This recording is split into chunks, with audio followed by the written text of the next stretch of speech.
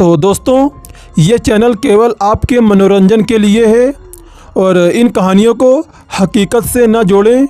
ये कहानियाँ सिर्फ़ एक कहानी है आपके मनोरंजन के लिए। तो दोस्तों, मेरा नाम दीपिका है और ये कहानी हिमाचल की है।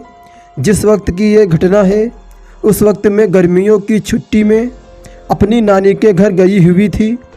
मेरी नानी का घर शिमला से 7 किलोमीटर दूर था। ये सन 2008 की बात है।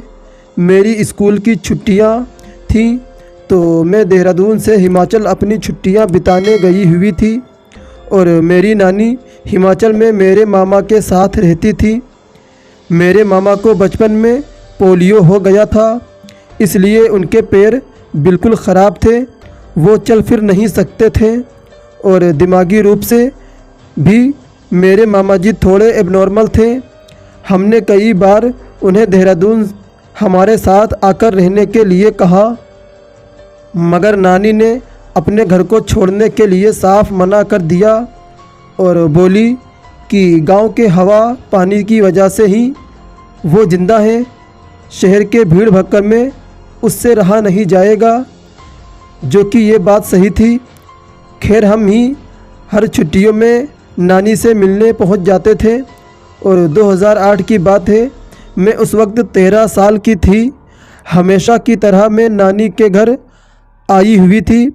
मेरी नानी का घर 2 मंजिला था और मैं सबसे ऊपर वाले कमरे में रहती थी। फिर एक रात मैं कमरे में अकेली सोई हुई थी। मेरी मम्मी नीचे वाले कमरे में नानी के साथ सोई हुई थी। मेरे मामा जी जिन्हें पोलियो था वो भी उसी कमरे में अपने बिस्तर पर पड़े रहते थे। और फिर एक रात करीब आधी रात में मुझे ऐसा महसूस हुआ जैसे कोई नीचे वाले कमरे से सीढ़ियाँ चढ़ते हुए ऊपर आ रहा हो। मैंने कंबल से मुंह बाहर निकाल के उस आवाज़ को गौर से सुना। हाँ, सच में कोई सीढ़ियाँ चढ़कर ऊपर आ रहा था। सीढ़ियाँ लकड़ी की बनी हुई थी, इसीलिए वज़न पड़ते ही वो लकड़ियाँ आवाज़ करने लगती। मगर वो आवाज़ ऐसी नहीं थी जैसे कोई नॉर्मल आदमी उस पे चढ़ रहा हो, बल्कि ऐसी आवाज़ थी जैसे कोई बड़ी मुश्किल से उन सीढ़ियों में चढ़ रहा हो। रुक रुक कर मैं जानती थी कि वो मम्मी या नानी नहीं हो सकती, क्योंकि वो आती तो मुझे आवाज़ देते हुए आती, ऐसी खामोशी से नहीं आती।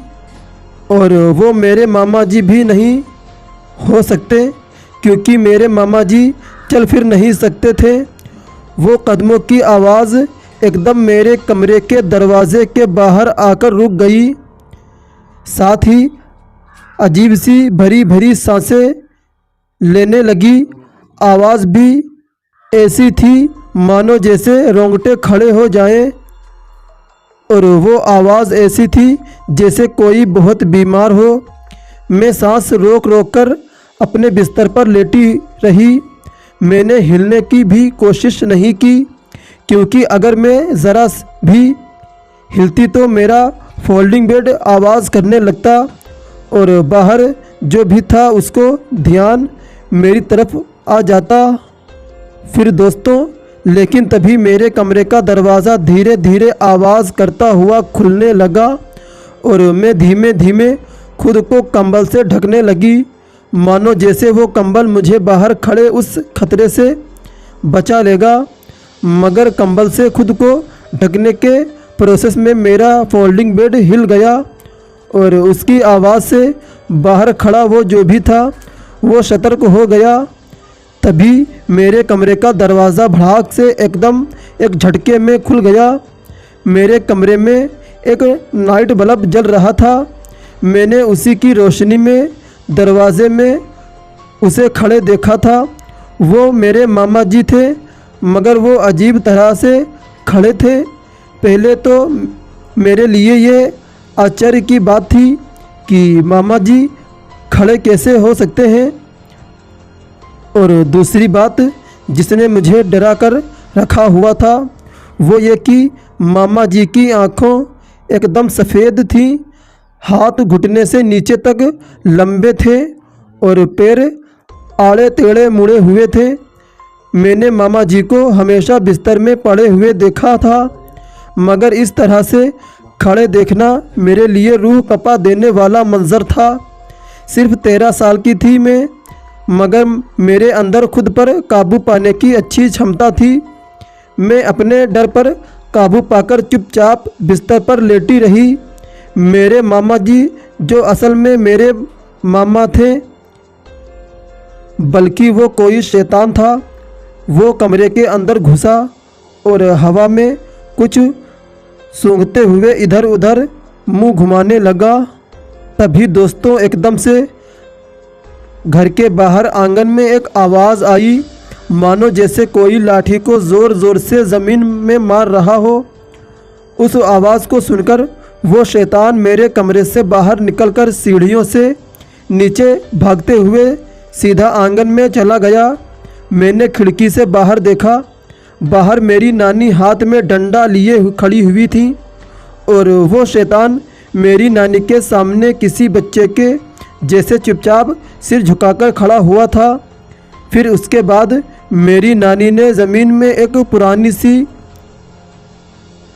मैली कुचैली चादर बिछाई और फिर से ज़मीन में डंडा मारा और वो शैतान चुपचाप डरते डरते सिकुड़कर उस चादर पर लेट गया, बिल्कुल मेरे मामा जी की तरह। फिर मेरी नानी ने उस चादर के चारों कोनों को पकड़कर एक गठरी बना ली और वो शैतान उस गठरी के अंदर बंद हो गया। मेरी नानी ने उस गठरी को अपने कंधे में लटकाया और फिर उन्होंने एक झटके से मुड़कर खिड़की की तरफ देखा। हाँ, उसी खिड़की की तरफ जिसके पीछे मैं खड़ी थी। मैंने तुरंत खिड़की से पीछे हटी और फिर मैंने पर्दों के पीछे ही देखा, मेरी नानी के कंधे में गठरी टांग के जंगल की तरफ चली गई। मुझे बड़ा अजीब लगा।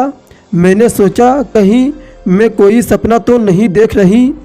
मैंने खुद को पींच किया, खुद के गाल पर थप्पड़ मारा और तब मुझे पता लगा कि ये हकीकत है, कोई सपना नहीं। मुझे डर लगने लगा। मैं अपने कमरे से बाहर निकली।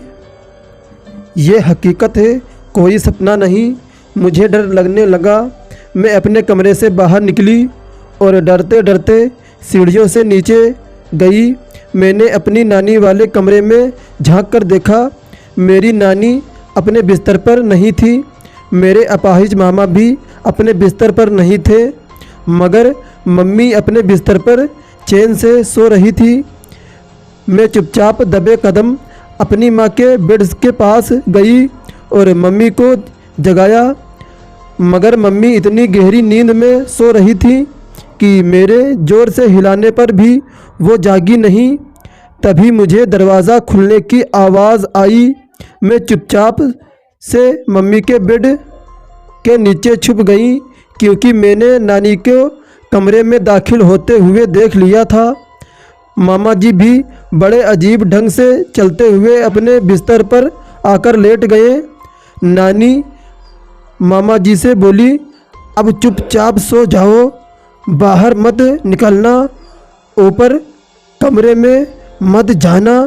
तेरी बहन की बेटी है, वो तेरी बहन की ही बेटी है, वो उसे कुछ मत करना। बेड के नीचे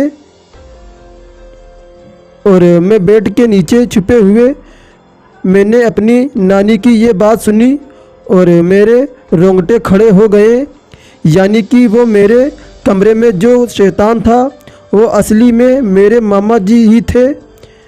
मेरी धड़कनें तेज़ थी और सांसें में घबराहट। मुझे डर लगने लगा कि कहीं उन्हें पता न चल जाए कि मैं बेड के नीचे छिपी हुई हूँ और उनकी सारी बातें सुन चुकी हूँ।